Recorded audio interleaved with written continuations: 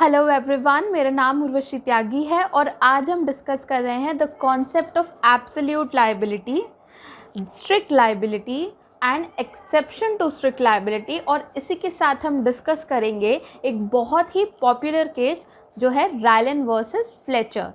तो सबसे पहले एब्सोल्यूट लायबिलिटी के कॉन्सेप्ट को समझने के लिए we must look into strict liability, और इसी को समझने के लिए हम डिस्कस करेंगे रायलन वर्सेस फ्लेचर। तो इस केस में जो डिफेंडेंट होता है यानी मिल ओनर, वो अपनी लैंड पे रिजर्वियर कंस्ट्रक्ट करता है और वो अपॉइंट करता है एक कॉन्ट्रैक्टर को इस काम के लिए।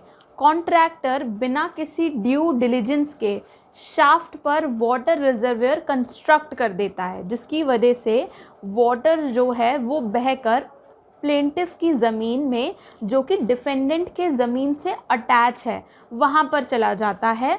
और प्लेंटिफ की ज़मीन में कोल माइंस हैं और कोल माइंस में पानी के जाने से फ्लड आ जाता है।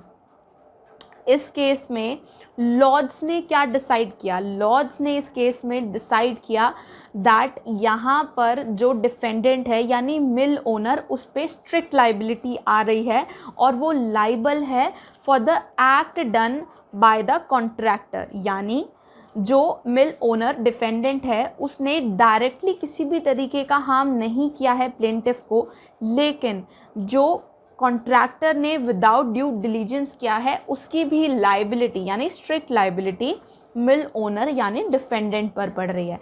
इसी के साथ कुछ इम्पॉर्टेंट पॉइंट्स हैं जो स्ट्रिक्ट लायबिलिटी जब हम किसी पर लगाते हैं तो वो पॉइंट्स इम्पॉर्टेंट हैं हमें कंसिडर करने के लिए। सबसे पहले, individual has bought something in his land. Individual अपनी ज़मीन पर कुछ चीज़ लाया है।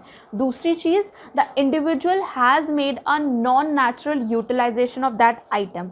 नॉन नेचुरल यूज़ किया है उस आइटम का जो अपनी ज़मीन पर लाया गया है। And third thing, item was such that it is likely to cause a nuisance. अगर वो एस्केप कर जाता है, तो अगर आइटम अपनी जगह से एस्केप कर जाता है तो वो किसी भी तरीके का हार्म कर सकता है, कोई न्यूसेंस कर सकता है।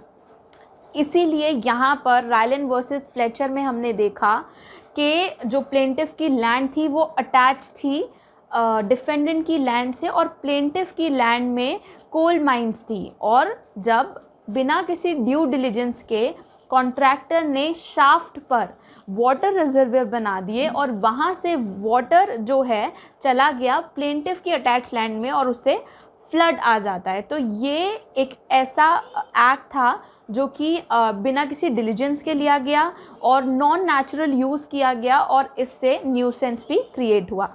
इसी के साथ साथ अगर हम एसेंशियल ऑफ स्ट्रिक्ट लायबिलिटी देखें तो पहला है डेंजरस थिंग, दूसरा है escape of that dangerous thing and third है non natural use of land.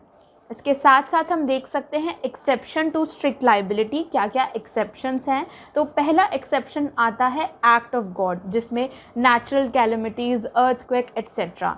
दूसरा है एक्ट ऑफ थर्ड पार्टी, किसी थर्ड पार्टी ने एक्ट किया है। तीसरा, कंसेंट ऑफ द प्लेंटिफ, अगर प्लेंटिफ की खुद ही कंसेंट है और फिर किसी भी तरीके का डैमेज होता है, न्यूसेंस होता है, तो ये एक एक्सेप्शन होगा to the strict liability. Fourth है स्टैट्यूटरी अथॉरिटी एंड फिफ्थ है प्लेंटिफ्स ओन डैमेज। तो ये हमने डिस्कस किया the concept of absolute liability, और इसी के साथ साथ हमने जाना रायलन वर्सेस फ्लेचर का केस। आई होप आपको ये वीडियो अच्छा लगा हो। Thank you.